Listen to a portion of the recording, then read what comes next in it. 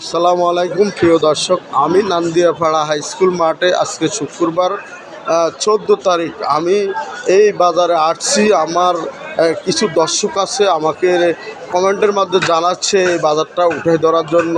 হ্যাঁ, কৃষকের মনে রাখাল বলেন আর কৃষক বলেন, তাদের মনে হাসি নাই। হাসি কেন নাই ভাই? কি সমস্যা? আপনাদের মন বেজার করে রাখছেন না? হ্যাঁ, হিসাবে আমাদের এখন দেওয়া যায় ইয়ে নেই, কোনো দামই নাই। কিনা যারা কিনবো তারা নাই, কিনা বেচা কিনতে নাই। তো এই কারণে আপনাদের মন খারাপ। প্রিয় দর্শক, আপনারা সরাসরি শুনছেন গরু ছড়াছড়ি আপনি দেখেন, পুরা মাঠ ভরা গরু, কিন্তু রাখালের মনে খুবই আপনার মন খারাপ। হ্যাঁ, বিক্রেতা কিনা যাকে বলে তারা নাই। গরুটা বিক্রি করবো ওরকম পার্টি খুঁজে পাওয়া যায় না দর্শক, ওই কারণে উনির মন খারাপ। আপনার কয়টা গরু ভাইয়া? আমার তো দুটা গরু, এই যে ওই ভাই কয়টা?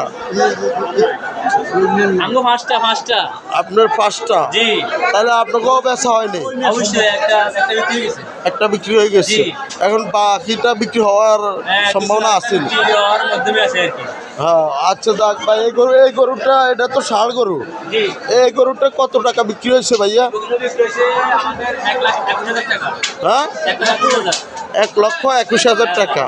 প্রিয় দর্শক, এই গরুটা আপনার নান্দিয়াপাড়া বাজারে দেখেন, হাই স্কুল মাঠে 1,21,000 টাকা এটা বিক্রি হলো। দেখেন, আপনাদের ভালো লাগলে মতামত জানাতে পারেন।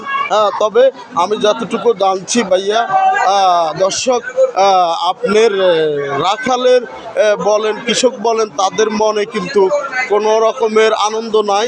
তারা খুবই মন খারাপ, কিতা শূন্যতা, মানে বিক্রি করার মতন লোক পাওয়া যায় না, খুবই কম।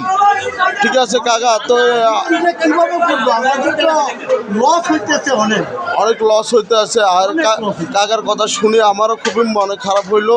যেন 2-4টা কাস্টমার নান্দিয়াপাড়া বাজারে আসতে পারেন, গরু বেচার জন্য উনিরা আগ্রহী। আপনারা অবশ্যই একটু তাড়াতাড়ি যদি আসেন। কয়টা পর্যন্ত থাকে এই বাজার? 8টা, রাত্রে 8টা পর্যন্ত এই বাজার থাকবে। আপনারা আসবেন, আসি এই গরুগুলা কিনলে উনিরা অনেক খুশি হবে।